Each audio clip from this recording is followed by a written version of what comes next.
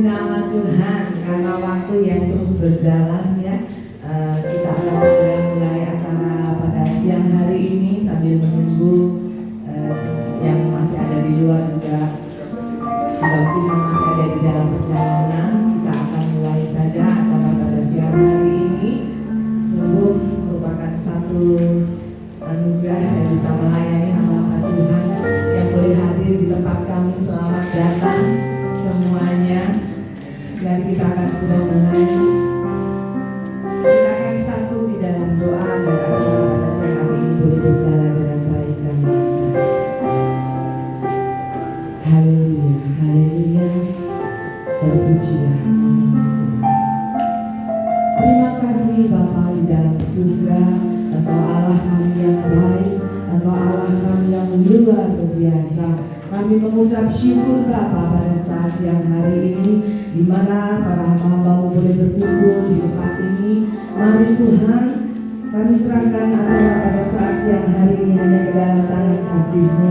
Biar Roh Kudus sendiri yang akan memimpin acara pada saat siang hari ini, agar semua boleh berjalan dengan baik dan lancar.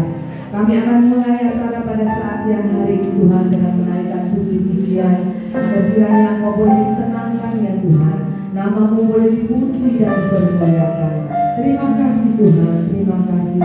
Kami mulai pada saat siang hari ini hanya di dalam nama Tuhan kami Yesus Kristus, Juru Selamat kami yang hidup. Haleluya, haleluya, amin. Kita naikkan pujian pada saat siang hari ini. Pujian dan syukuran hanya pada-Mu Tuhan. Haleluya. Pujian dan syukurku ku bawa padamu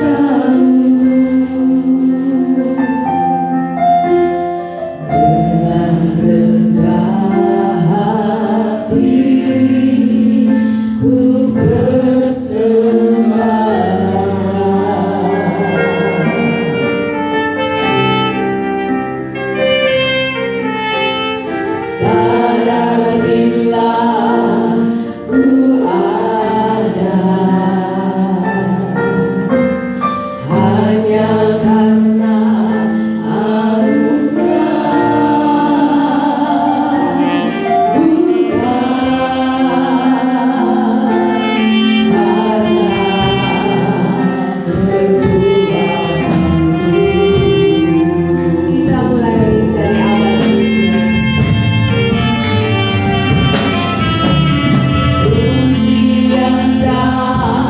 syukurku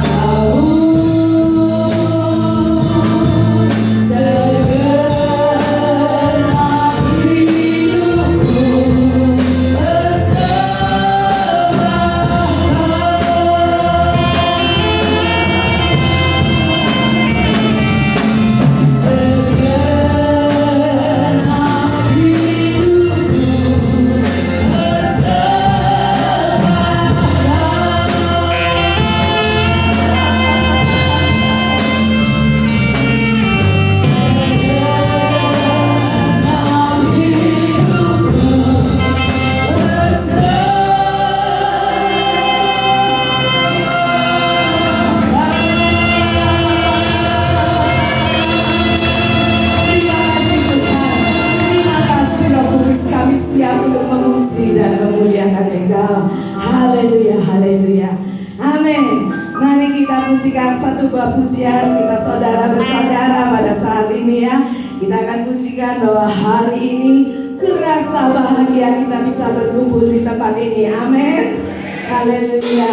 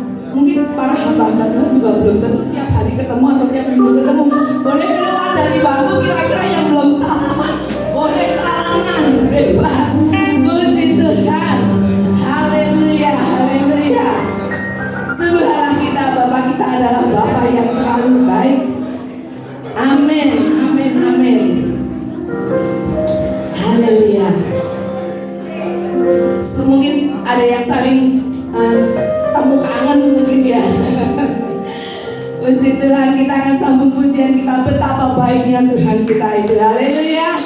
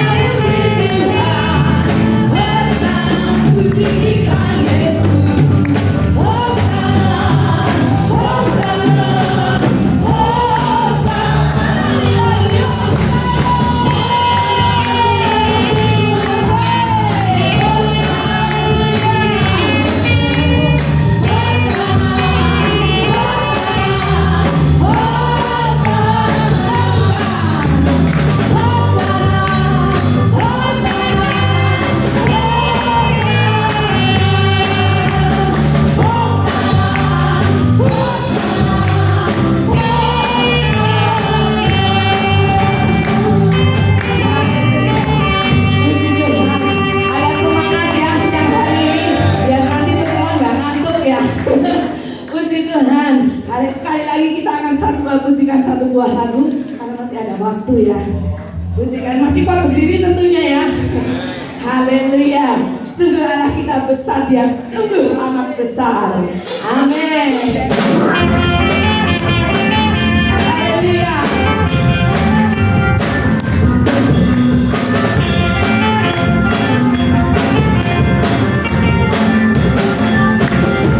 Allah kita besarnya, Dia sungguh amat besar.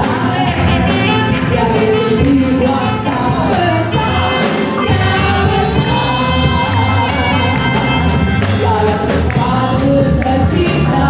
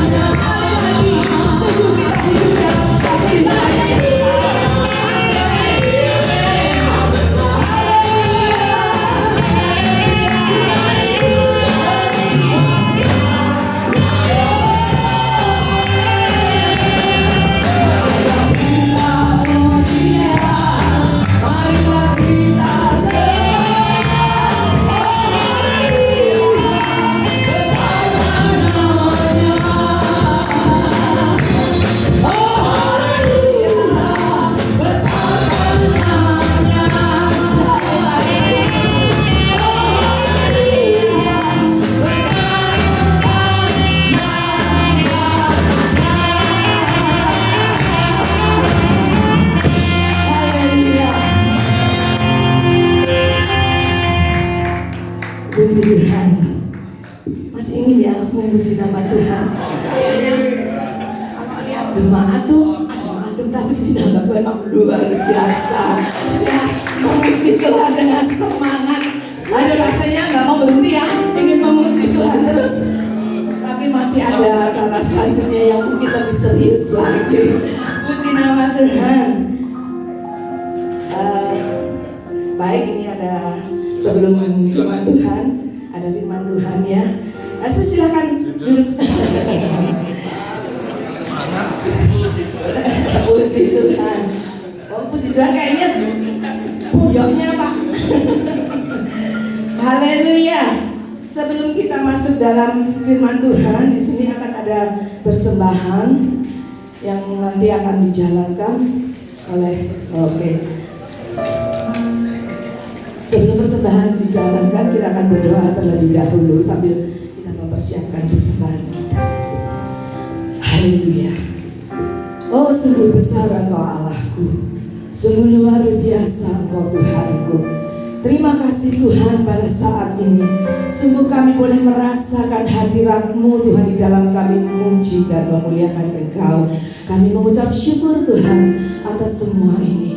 Dan jika sebentar Tuhan, di mana persembahan akan dijalankan, biarlah Tuhan melalui persembahan ini apa yang menjadi rencana atau apapun Tuhan, semuanya kami serahkan ke dalam tangan-Mu, dan biarlah persembahan ini boleh berguna untuk dipakai ya Bapa.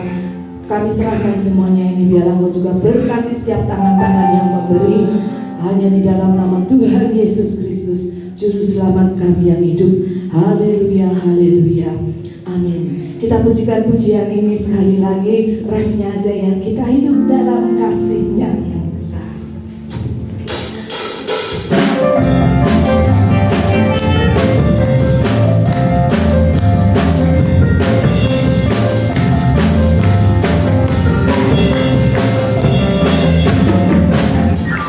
Kita hidup dalam kasih-Nya yang besar.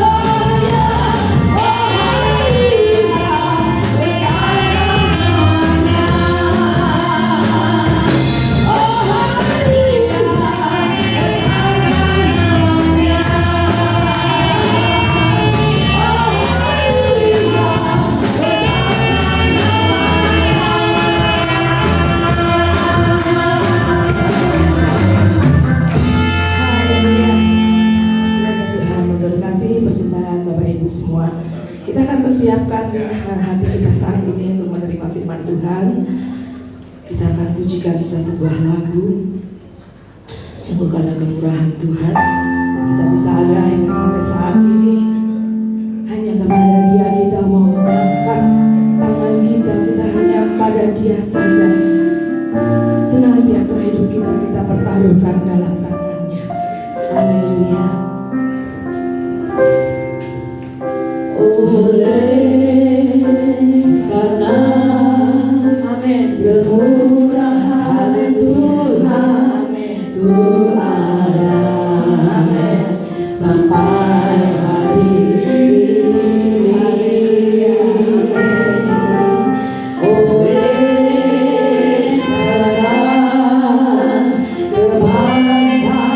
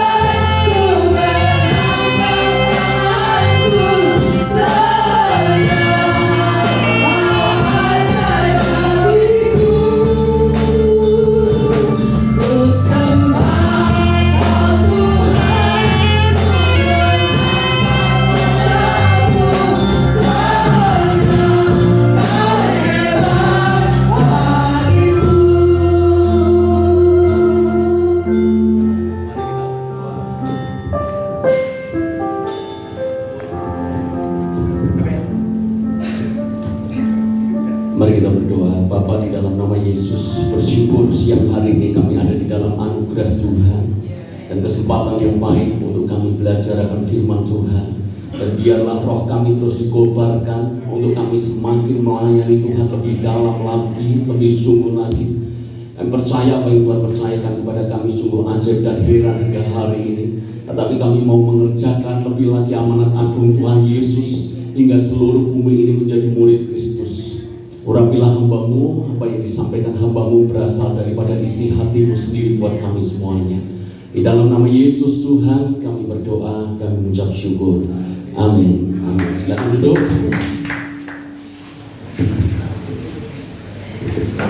Cek.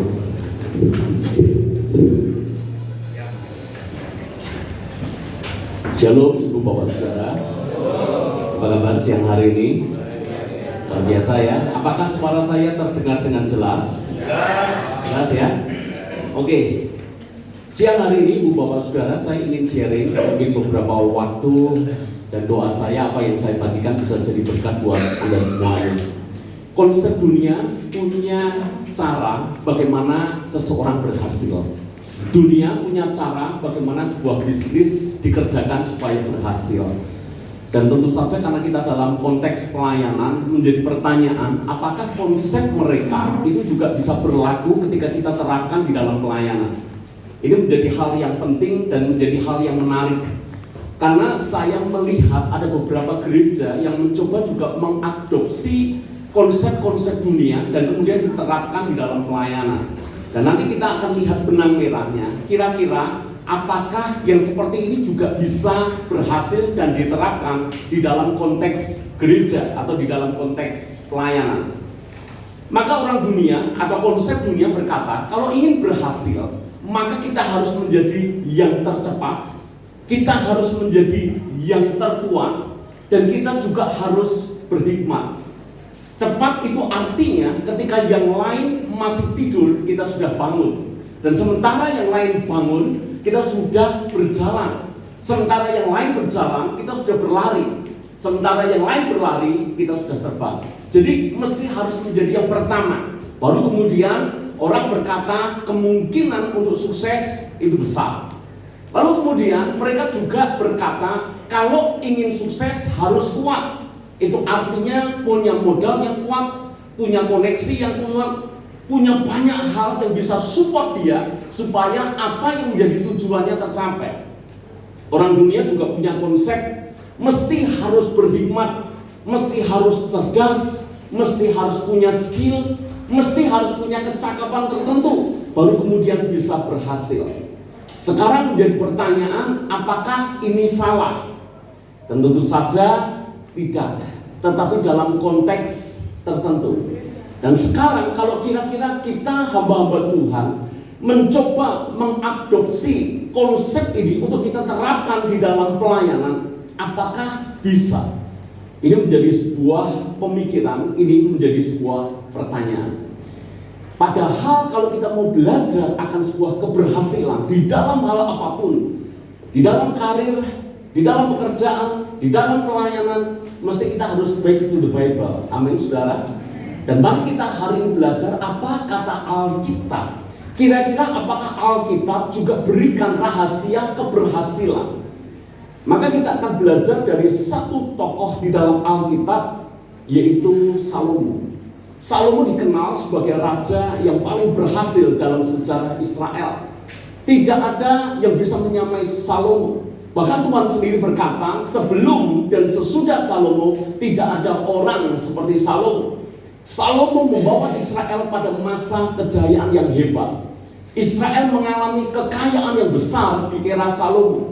Bahkan Salomo membuat Israel sedemikian terkenal sehingga ratu dari negeri yang sangat jauh, Ratu Sheba, dia datang kepada Salomo hanya untuk belajar dari seorang Salomo. Berarti kita di poin ini sepakat bahwa Salomo adalah raja yang sangat berhasil. Pertanyaannya adalah, apa kata Salomo tentang keberhasilan? Dan yang menarik, ini ditulis di dalam firman Tuhan. Dan doa saya ini menjadi acuan buat kita hamba-hamba Tuhan yang ingin berhasil dalam pelayanan, dalam mengembalakan atau dalam banyak hal. Mari buka Alkitab Anda, Pengkhotbah pasal yang ke-9 ayat yang ke-10 sampai dengan ayat yang ke-11. Bisakah saya minta low-nya sedikit dikurangi frekuensinya, karena di depan feedback low-nya aja, low dikurangi sedikit aja. Cek 1 ya, lumayan ya, enak ya, sudah lebih enak nanti kita makan siang ya, lumayan jelas ya. Oke, terima kasih Pak. Pengkhotbah 9 ayat yang ke-10. Segala sesuatu yang dijumpai tanganmu untuk dikerjakan, kerjakanlah itu sekuat tenaga. Karena tidak ada pekerjaan, pertimbangan, pengetahuan, dan hikmat dalam dunia orang mati, kemana engkau akan pergi. Dan sekarang yang menarik adalah ayat 11. Lagi aku melihat di bawah matahari bahwa kemenangan perlombaan bukan untuk orang yang cepat, dan keunggulan perjuangan bukan untuk yang kuat, juga roti bukan untuk yang berhikmat, kekayaan bukan untuk yang cerdas, dan karunia-karunia bukan untuk yang cerdik cendekia. Karena waktu dan nasib dialami mereka semuanya. Saudara, dalam metode pembelajaran sesimpel ini, belajarlah dari orang yang benar-benar sudah mengalami. Setuju? Maaf, seandainya saya mengajar Anda tentang diet, mengajar Anda menguruskan berat badan, lalu kemudian saya sendiri misalnya overweight, kira-kira Anda percaya apa yang saya sampaikan? Tidak. Saya mengajar Anda tentang mengatur finansial yang bagus, yang sehat, tetapi Anda mendengar bahwa hutang saya banyak misalnya, Anda percaya dengan apa yang saya ajarkan? Tentu saja tidak. Maka kita harus belajar dari orang yang benar-benar mengalami. Salomo orang yang mengalami. Dia mengalami betapa dia sangat berhasil dalam pemerintahan, membawa Israel maju, sejahtera, kaya, terkenal, dan luar biasa. Dan sekarang orang yang paling berhasil ini justru berkata bahwa kemenangan bukan untuk yang cepat. Padahal konsep dunia yang tadi kita pelajari berkata harus cepat, harus kuat. Padahal Salomo dalam hal ini firman Tuhan berkata, keunggulan perjuangan bukan untuk yang kuat. Lalu kemudian juga dikatakan roti atau berkat atau kemakmuran bukan untuk yang berhikmat. Salomo berkata, ternyata kemenangan, keunggulan, keberhasilan bukan ditentukan seberapa cepat Anda, bukan ditentukan seberapa kuat Anda, bukan ditentukan seberapa berhikmat Anda dan saya. Tapi firman Tuhan berkata, ini yang menarik di dalam ayat yang terakhir atau kalimat yang terakhir. Bolehkah kita baca sama-sama dengan suara keras? 2, 3. Karena waktu dan nasib dialami mereka semuanya. Kalau dalam terjemahan bahasa Indonesia kalimatnya seperti itu. Tetapi kalau di dalam Alkitab terjemahan bahasa Inggris sedikit berbeda. Karena dikatakan but time and chance happened to them all. Kurang lebih terjemahannya seperti ini. Yang menentukan keberhasilan dan kemenangan adalah waktu dan kesempatan. Kalau dalam bahasa Yunani, kronos dan kairos. Saya rasa hamba Tuhan tidak asing dengan istilah kronos, kita tidak asing dengan istilah kairos. Kronos seperti kita tahu, sering kita dengar kata kronologi, itu artinya urutan peristiwa, waktu yang terjadi hari demi hari, jam demi jam, detik demi detik, itu namanya kronos. Kemarin kemudian menjadi hari ini adalah rentang waktu yang disebut kronos. Kairos apa? Kairos adalah momen-momen tertentu yang terjadi di waktu-waktu yang kita jalani. Jadi kalau sebuah timeline, ini adalah kronos. Anda bisa lihat saya, misalnya dari titik ini ke titik ini, kita jalani hidup Senin, Selasa, Rabu, Kamis, Jumat, Sabtu, Minggu, dan Senin, Selasa, dan seterusnya, Januari, Februari, Maret, dan seterusnya, tahun demi tahun, ini namanya kronos. Dan di dalam Kronos ini ada yang namanya Kairos.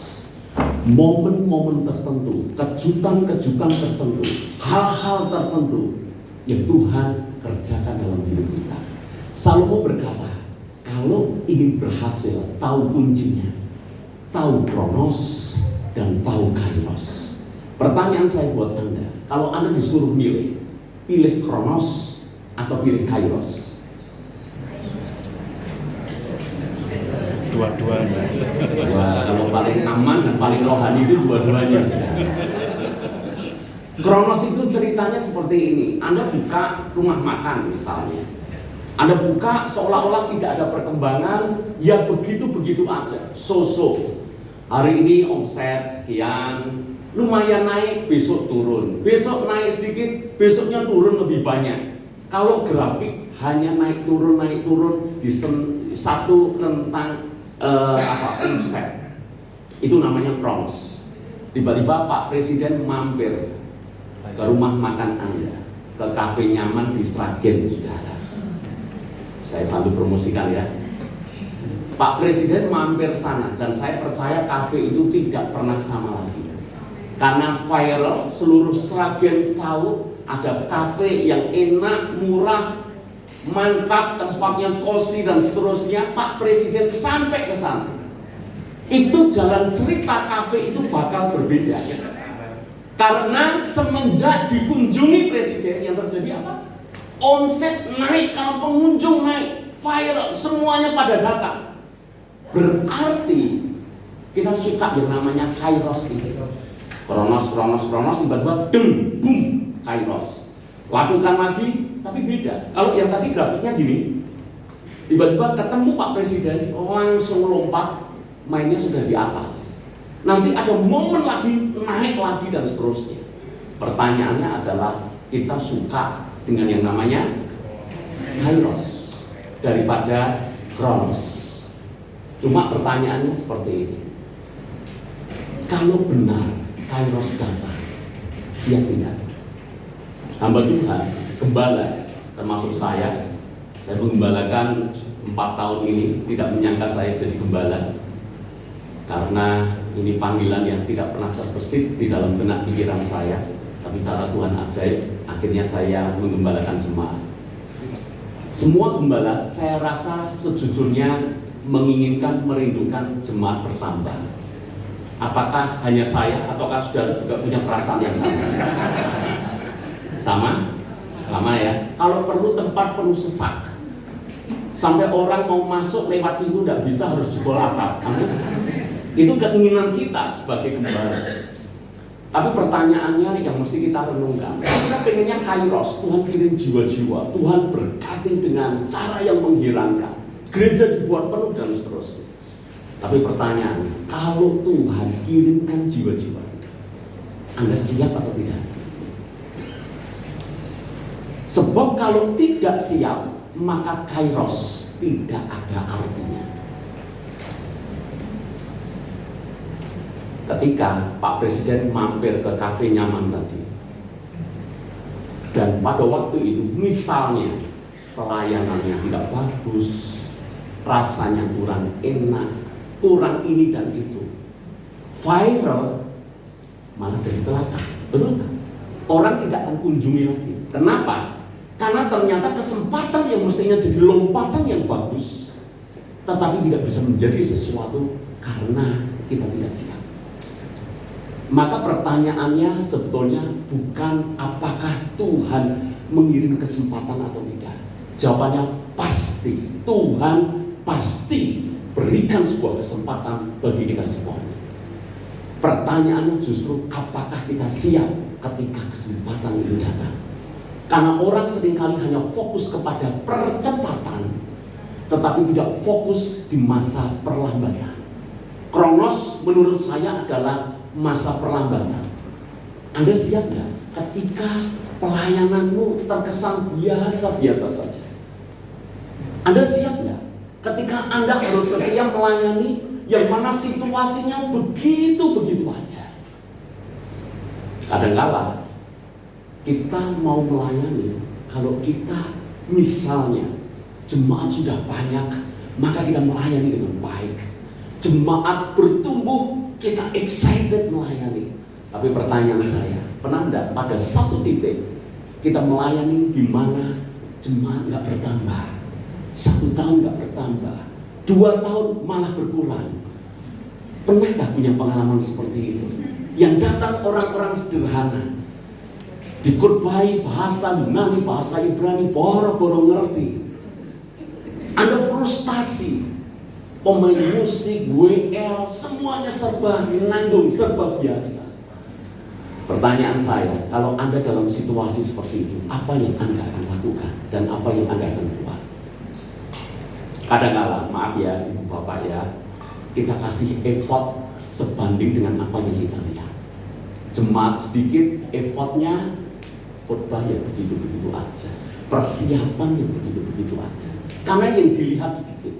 Yuk jujur Ibu Bapak hamba Tuhan, kalau Anda kira-kira diundang di satu gereja yang jemaat 1000 dan Anda diundang di satu gereja yang jemaat 20, persiapan Anda sama atau tidak?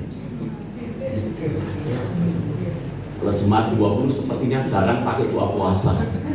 Di jemaat 1000 doa puasa pun kita minta jemaat juga ikut mendukung doa dan puasa. Persiapannya beda, semuanya serba beda. Kenapa? Banyak. Maaf ya, kenapa sih kita tidak punya mindset saya melayani jemaat 20, khotbah di hadapan dengan jemaat 20, tapi persiapan saya seolah-olah saya khotbah di hadapan ribuan orang. WL di hadapannya mungkin hanya beberapa orang yang kalau nyanyi juga nggak ngerti lagunya apa, tapi Anda seolah-olah ini konser besar. Kita mengembalakan jemaat yang mungkin belum banyak, tapi cara kita mengembalakan benar-benar berbeda. Saya bicara seperti ini bukan jemaat saya besar, saudara. Sekali-kali mampirlah di tempat kami, menggembalakanlah di tempat kami. Oh enggak ya, mampir maksudnya ya. Saya keliru ngomong ya saudara ya. Saudara mampir di tempat kami, jemaatnya juga belum banyak. Tetapi saya belajar masa perlambatan, masa kronos, itulah yang menentukan apakah kairos itu bisa menjadi sesuatu. Amin. Amin. David Beckham, yang suka sepak bola mestinya tahu ya. David Beckham itu pernah ditanya apa rahasia keberhasilan, apa rahasia kamu menjadi pemain yang hebat. Selalu ditanya bagaimana kamu bisa cetak gol itu, bagaimana dengan momen seperti itu. Kalau Anda mengikuti David Beckham, itu pernah di satu momen dia tembak dari garis tengah lapangan dan dia tembak itu jaraknya sangat jauh, itu bisa gol, itu luar biasa. Dan David berkata seperti ini, orang hanya tanya bagaimana saya bisa cetak gol, bagaimana saya menang. Dan dia melanjutkan, orang jarang tanya saya apa yang saya lakukan setiap hari. Jadi orang itu selalu tanya apa yang dia lakukan di lapangan dan bukan apa yang dia lakukan setiap hari. Padahal kunci dia hebat di lapangan itu ditentukan apakah dia hebat setiap hari saat latihan. Setuju dengan saya? Setuju. Berarti kita bisa menyimpulkan justru kronos, masa perlambatan, masa yang orang bilang begitu-begitu aja, mirip seperti Yusuf 13 tahun di penjara. Itu kan bukan masa yang menyenangkan. Tapi ketika momen itu datang, kairos itu datang, kemarin dia masih tidur di penjara, hari ini sudah tidur di istana. Tuhan kalau datangkan kesempatan, Tuhan kalau datangkan kairos dengan cara yang tidak pernah dipikirkan sebelumnya. Dan itu mungkin terjadi. Kalau Yusuf mengalami, kenapa kita tidak percaya bahwa kita juga bisa mengalami? Cuma pertanyaannya, siap nggak ketika Tuhan tiba-tiba kasih kesempatan? Saya yakin loh, Yusuf punya hikmat luar biasa. Itu selama 13 tahun di masa kronos, di masa perlambatan, dia persiapkan dirinya dengan baik. Tidak hanya sekedar bisa tafsirkan mimpi. Mungkin Anda berkata, ya karena Tuhan kasih karunia mentafsirkan mimpi. Tapi Anda lihat, setelah Yusuf jadi pemimpin, dia atur Mesir. Ini bangsa yang besar, bangsa yang maju. bagaimana Yusuf bisa mengatur bangsa yang sedemikian besar dengan hikmat yang luar biasa. Saya menyimpulkan di masa 13 tahun ini dia persiapkan dengan cara yang luar biasa. Hari-hari ini kalau Anda merindukan percepatan Kairos itu datang, maka tidak bisa tidak, masa perlambatan Anda dan saya harus persiapkan dengan sungguh-sungguh. Amin, saudara. Apa yang mesti kita lakukan? Ada hal sederhana yang saya ingin bagikan kepada saudara. Setiap hari adalah waktu persiapan, karena kita tidak pernah tahu kapan waktu dan saatnya. Setiap hari kesempatan bisa datang kapan saja. Kita tidak siap, kita gagal menangkap kesempatan ini. Setiap hari, entah situasinya seperti apa. Kalau atlet dia latihan, kalau tentara dia latihan. Kalau tidak pernah tahu perang kapan datang kapan saja. Bukankah kita pernah mendengar satu kalimat berkata seperti ini, yang paling banyak mengeluarkan keringat di medan latihan, dia yang paling sedikit mengeluarkan darah di medan peperangan. Tapi yang paling sedikit mengeluarkan keringat ketika latihan, dialah yang paling berdarah-darah di medan peperangan. Berarti persiapan menentukan kemenangan. Dan setiap hari adalah momen kita persiapan. Saya pernah di titik yang saya merasa, apakah ini yang namanya pelayanan? Ketika saya lulus sekolah teologi, saya SMA lulus, kemudian saya memutuskan untuk saya masuk ke sekolah teologi. Lalu kemudian saya berada di satu gereja yang mana bagus untuk pendidikan karakter, saudara. Kami atau saya bentuk karakternya luar biasa. Dan saya pernah jadi full timer kurang lebih mungkin 7 tahun. Dan sejujurnya waktu itu hati kecil saya berkata, apakah seumur hidup saya akan begini-begini saja? Ini kan pertanyaan para full timer, saudara. Betul nggak? Coba jujur tanya full timer Anda atau staff Anda, apakah selamanya saya begini-begini saja? Karena setelah saya lulus sekolah teologi, bukan pelayanan mimbar yang dipercayakan, main musik ya, karena saya bisa sedikit-sedikit main musik, itu yang saya lakukan. Udah itu nanti, maaf ya, full timer itu kerjanya dalam tanda kutip itu hanya malam. Nanti pagi sampai sore itu sebetulnya pengangguran rohani, saudara. Itu yang saya alami waktu itu. Dan ada kegelisahan, karena orang tua kami kan bekerja ya, wirausaha. Jadi saya gelisah juga. Saya sampai kalau ditanya orang tua itu nggak pernah jelaskan apa yang saya lakukan hariannya gitu. Karena saya takut orang tua saya pasti terkejut gitu. Karena nyaris kayak nggak lakukan sesuatu. Maka saya putuskan itu tahun 99. Sementara bukan bermaksud seperti apa ya. Sementara para full timer yang lain kalau siang tidur nonton TV, siang tidur nonton TV, nonton kuis. Pada waktu itu apa ini, apa itu, mungkin masih ingat ya, itu zaman era saya muda. Ini sesiang dihabiskan waktu untuk itu. Saya pikir, apakah saya juga akan buang waktu hanya untuk itu? Yang saya lakukan adalah saya baca buku. Saya sebetulnya tidak begitu suka baca, tapi saya paksa baca buku. Dan saya masih ingat karena belum punya komputer, pakai mesin ketik kuno seperti itu, saya ringkas buku yang saya baca, saya ketik. Begitu seringnya saya lakukan itu, tanpa sadar saya sedikit bisa menulis. Maka saya punya ide pada waktu itu. Saya punya ide untuk lebih baik saya membuat renungan harian.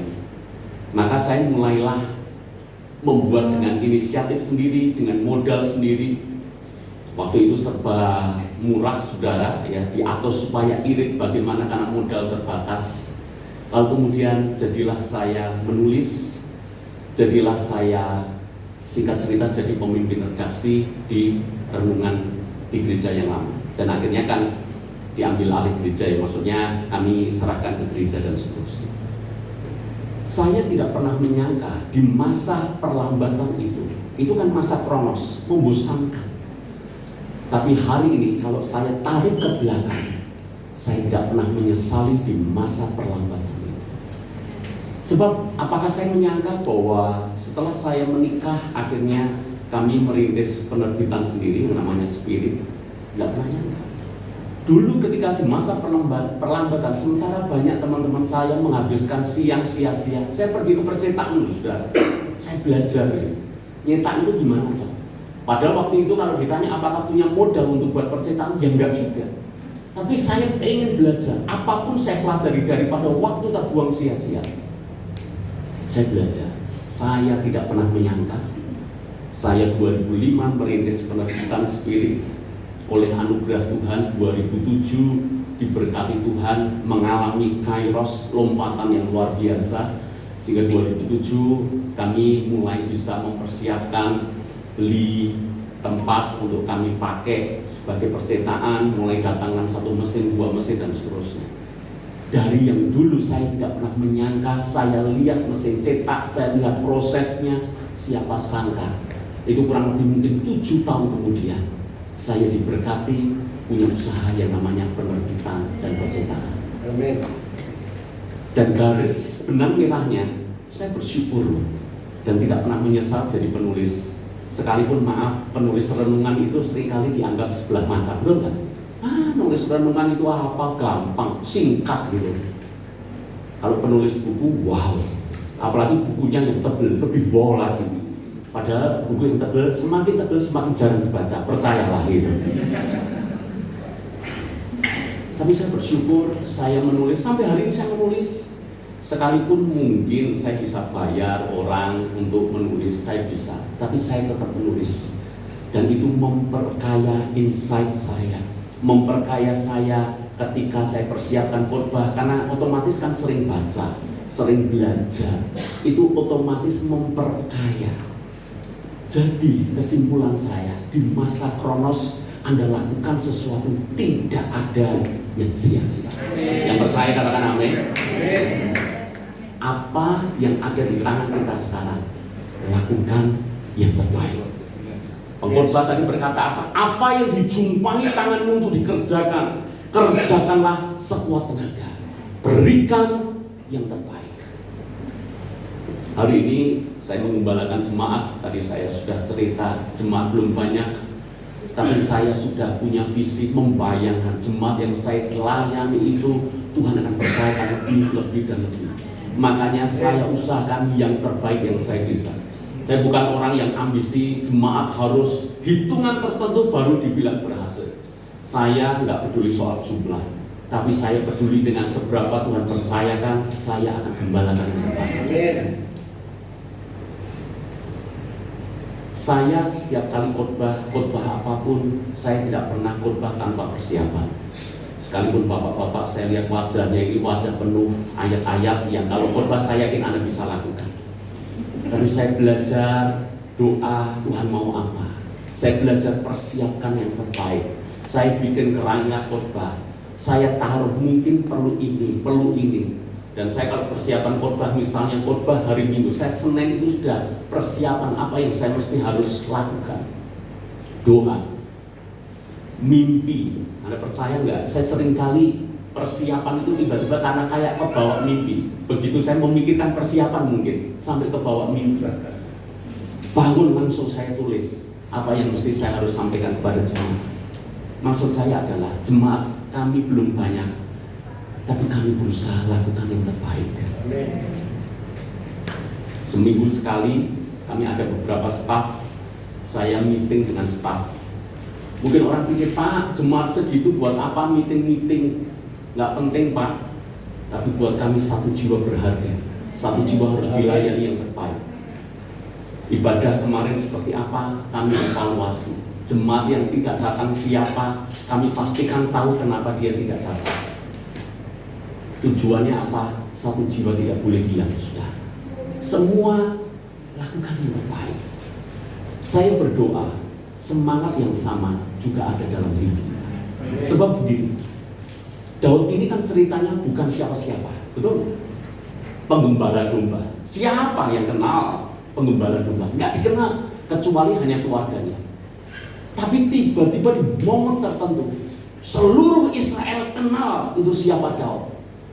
Kenapa bisa kenal Daud? Sederhana, karena menang melawan Goliat. Sekarang coba renungkan, kunci kemenangan Daud atau popularitas Daud, keberhasilan Daud itu apa? Orang seringkali berpikir popularitas Daud, keberhasilan Daud itu karena Daud menang melawan Goliat. Bolehkah saya berikan sudut pandang yang berbeda? Menurut saya saudara, keberhasilan Daud bukan ditentukan kemenangan Daud melawan Goliat. Keberhasilan Daud menang melawan Goliat karena ditentukan, kalau ditarik waktu sebelumnya, karena dia sudah lebih dulu menang melawan singa dan beruang. Setuju dengan saya? Tanpa dia menang melawan singa dan beruang, Daud tidak mungkin bisa mengalahkan Goliat. Dan kalau ditarik ke belakang, kemenangan Daud melawan singa dan beruang itu ditentukan dari kesetiaan dia menggembalakan domba 2-3 ekor. Berarti apa yang tampak kecil itu sebetulnya bukan benar-benar kecil, karena dari yang kecil ada potensi untuk menjadi besar. Jemaat kita kecil, padahal sebetulnya dari yang kecil ada potensi untuk berkembang menjadi besar. Itu sebabnya ibu bapak saudara semuanya, saya mengajak kita semuanya di masa perlambatan. Mungkin beberapa di antara Anda sedang menunggu masa Kairos. Ada yang menunggu? Yang menunggu katakan amin. Apakah hanya saya yang menunggu? Menunggu Kairos. Di masa perlambatan belajarlah untuk setia. Kalaupun Tuhan percayakan, misalnya Pak, kalau Kairos itu tidak datang gimana Pak? Itu kan perenungan menarik. Kalau saya sudah persiapkan yang terbaik dan Kairos itu tidak pernah datang, maka kalau itu ditanyakan kepada saya akan menjawab, saya tidak pernah menyesal melakukannya. Saya akan menyesal kalau saya tidak pernah upayakan yang terbaik. Lebih baik upayakan yang terbaik, bahkan sekalipun kesempatan itu tidak pernah datang. Saya tutup dengan satu cerita yang saya baca di satu buku yang ditulis oleh Tim Lagi. Cerita ini true story. Doa saya cerita ini menginspirasi kita sebagai hamba-hamba Tuhan. Ada seorang suami istri misionaris pulang dari Afrika, kembali ke negaranya Amerika. Dari Afrika pulang ke Amerika. Kebetulan satu perahu itu bersama dengan Presiden Amerika yang namanya Theodore Roosevelt. Waktu itu ketika perahu yang ditumpangi hendak mendarat di pelabuhan di Amerika, waktu itu orang sudah menanti di pinggir pelabuhan, wartawan sudah menanti, orang sudah antusias. Dan tentu saja yang disambut siapa? Presidennya. Dan bukan dia. Sebab ketika dia turunkan koper, sepasang suami istri, tidak ada yang bantu, tidak ada yang perhatikan. Semuanya mata fokus, semuanya sibuk melihat seperti apa Presiden Amerika ketika hendak turun dari kapal. Yang menarik, si suami, dan mungkin ini kalau Anda jadi misionaris mungkin juga berpikir hal yang sama. Si suami berkata kepada istrinya, berkata seperti apa? Sepertinya ini tidak adil. Kita pergi ke Afrika itu menyerahkan hidup untuk Tuhan, mengorbankan semuanya untuk Tuhan. Harga bayar apapun termasuk nyawa kita serahkan untuk Tuhan. Tetapi kita pulang tanpa ada siapapun yang menyambut. Sementara Presiden Amerika pergi ke Afrika untuk berburu, untuk tembak, untuk puaskan hobinya, tapi pulang disambut luar biasa. Si suami berkata, tidak adil ya, kita mati-matian untuk Tuhan, tidak ada yang nyambut. Ini berburu, pulang disambut luar biasa. Si istri menjawab seperti ini. Ini jawaban yang buat saya menyentak sekali. Si istri berkata, sayang, itu hanya karena kita masih belum pulang. Anda menangkap maksud cerita ini? Nanti ketika kita mati, barulah kita benar-benar pulang. Selama kita masih di bumi, belum pulang. Jadi kalau nggak disambut, nggak apa-apa, biasa. Tapi begitu kita mati, tutup mata di bumi, buka mata di surga, sambutannya pasti luar biasa. Bolehkah saya mengajak Anda berimajinasi sebentar? Saya membayangkan seandainya nanti kita hamba Tuhan mati, tutup mata di bumi, buka mata di surga, apa yang terjadi? Yang pertama, bayangan saya, semoga kita sepakat, malaikat akan bersorak-sorai menyambut kita. Setuju saudara? Wow, itu luar biasa. Seolah harga bayar kita selama melayani, penderitaan kita selama di bumi tergantikan. Ternyata begitu kita pulang disambut luar biasa. Itu yang pertama.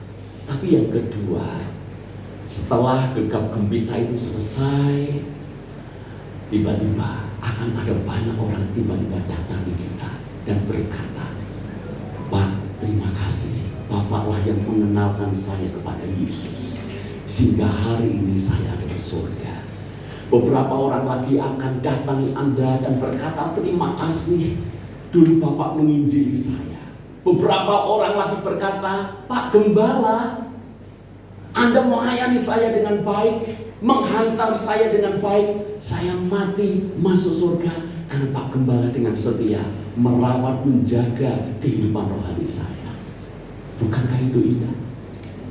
Dan yang ketiga, Yesus sendiri datang kepada kita, dan dia datang dengan lembut dan berkata, "Hai, engkau hamba-Ku yang baik dan setia, turutlah dan masuklah dalam kebahagiaan Tuhan." Bukankah pemandangan itu yang kita rindukan? Saya tahu saudara, melayani Tuhan tidak mudah. Jadi gembala ternyata tidak mudah. Saya baru tahu. Tapi ternyata menjadi gembala itu juga ada sukacita sendiri. Tapi yang pasti, kesetiaan kita melayani Tuhan. Bahkan kalaupun mungkin kita dipercaya perkara kecil dan setia sampai akhir, itulah yang diperhitungkan Tuhan. So, hari ini kita dihadapkan dua masa. Masa kairos dan masa kronos. Masa percepatan yang kita semuanya ingin, tapi juga masa perlambatan. Saya mengajak, di masa perlambatan beresponlah benar. Di masa perlambatan belajarlah setia. Lakukan yang terbaik. Kasihi Tuhan dengan sungguh-sungguh. Layani jemaat dengan sungguh-sungguh. Doa saya, masa kairos itu benar-benar datang buat kita semuanya. Tuhan memberkati. Doa saya sekali lagi, kita semuanya akan melihat cara kerja Tuhan yang maha. Mari kita berdoa. Terima kasih Tuhan. Terima kasih untuk firman Tuhan. Kalau hari ini mungkin ada beberapa di antara kami merasa berat, jenuh, kering, bosan, karena mungkin kami sedang berada di zona perlambatan. Seolah-olah semuanya stagnan, seolah-olah tidak ada kemajuan. Bahkan kami merasa capek, kami merasa frustasi.